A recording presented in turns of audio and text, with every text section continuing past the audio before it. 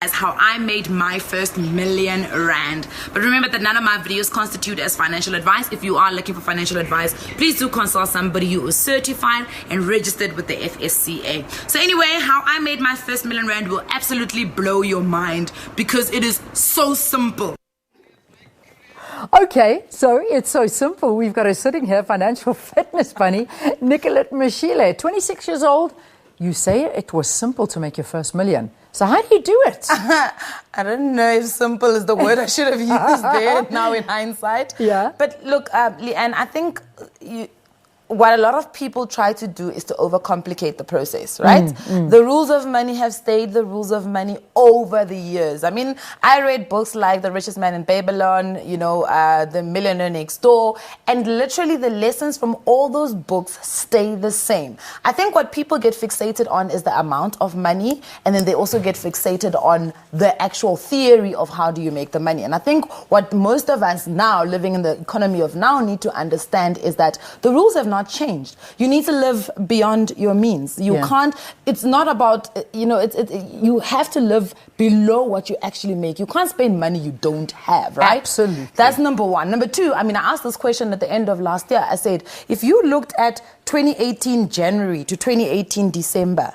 and you actually looked at all your bank statements and how much money has actually gone through your bank account, then you ask yourself the question, of that amount of money that's gone through my bank account, how much of it did I actually keep? And that is the rules of money. It's not about how much you make, it's about how much you save keep, and right? how much you keep. And then the next question is, where are you actually keeping it? Because money doesn't like to be idle either. You have to put it somewhere where money is actually continuously making you more money, right? So when I was 26, I didn't know all this because I think if we all got taught personal finance and how to manage our money and wealth creation at school, maybe things would look a little bit differently, right? We probably all wouldn't make the mistakes that we make when we are starting off. Because trust me, I made enough mistakes before I actually realized, you know what? Actually, if you just lived a little bit less than what you actually are making and not get caught in lifestyle inflation, because that's the other thing we get caught in, right? Now I'm making this amount of money. Ooh, now all of a sudden my little car doesn't seem comfortable, right? Now I gotta move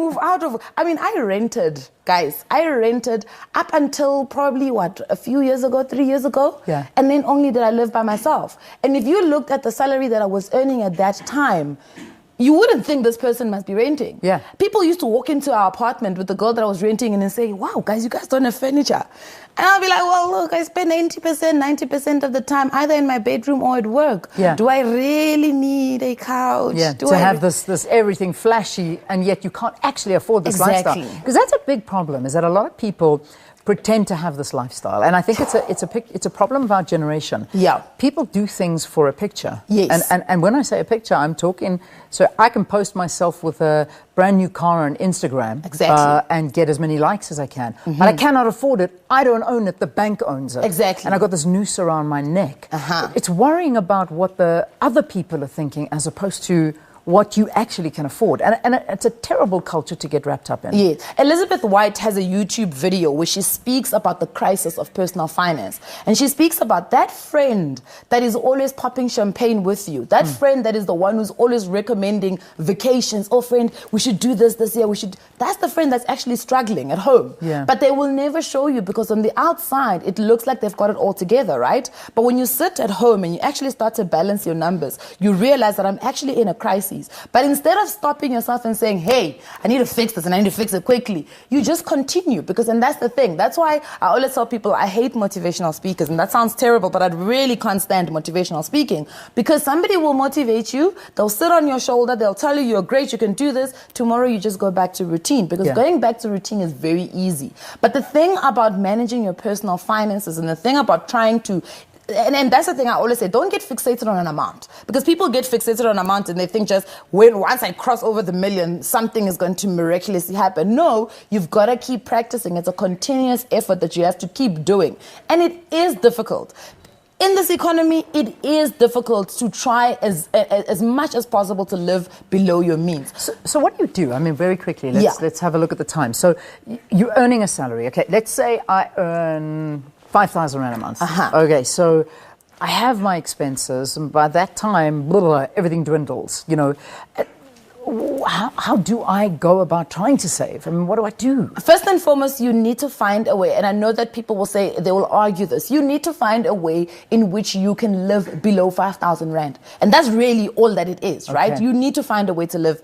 Then I will always say to people, you need to get an additional income. Guys, we are all not beyond waiting tables on the weekends 100%. if it means we need to How many supplement. jobs did you work? I was working 7 jobs at that time. Wow. And that's the thing that people never ask you. You know, they say, 7 jobs. You made the money. How do you do it? And then you say, but this is what I was doing, you know? And people are like, oh, okay. Because that is the unglamorous part of it. I mean, selling things. People will tell you, oh, I don't like selling. I don't want to deal with people. I want to be trying to convince people to buy things from me. Hey, I want a surplus income, so I will sell anything to you. Yeah. You've got to do that. I mean, these are the answers. I mean, these are the things that people need to know. So, live below your means. Don't be scared to take another job. Exactly. I mean, find that job. Do whatever you do. And don't think you're better than anything. And the job will not be the same level as the job that you do as a 9 to 5. So just because you're 9 to 5, you're an accountant, a chartered accountant, a lawyer, doesn't mean that you cannot sell. Doesn't mean you can't wait tables. Yeah. I mean, people buy anything these days. People love convenience, you know? I want to ask you a very important question, and I think it's vital. Black tax, you know. Yeah. So, I mean, even you came in here and you said, don't ask me for money. Please don't ask me for money. I don't have the money. But the reality is, I mean, you come out and you're speaking like this. Yeah. But, you know, what about that? It is a big burden. You know, I think, to be quite honest, I was lucky enough to come from a family where black tax at that time wasn't a huge thing for me. So it wasn't a big hindrance because luckily for us, my dad was able to take care of us and everybody else, right? But right now, black tax is a real thing for me. I pay for my little sister's school where I need to help my parents. I pay for her accommodation. So the reality of black tax is that you need to see it also as family responsibility.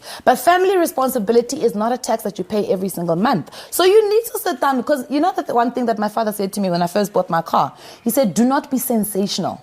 Do not come here and paint a picture to people that you're a certain type of person because then you have to live up to it. And when people expect you to live up to it, now you start getting upset and you're saying, where do they think I find all this money? Well, you've given us an impression that you've got the money, right? So my dad always says to us, live a life that is modest enough so you can control how people see you. No, that doesn't mean you must stinge yourself now and be, you know, overly frugal. But live a life in which people understand your boundaries and your expectations. So even at home, if my parents expect me to pay for something or there is some sort of something, I always explain to them, these are my boundaries. Yeah. I love it. Listen, I think you've given us amazing advice. Nicolette Mashile, social media financial fitness bunny, talking to us about money matters, including how she made her first million. But I don't think that's the story here. It's not about making the million. It's about living not beyond your means, living within or below your means. All right, quick break, and then we've got to say goodbye to you.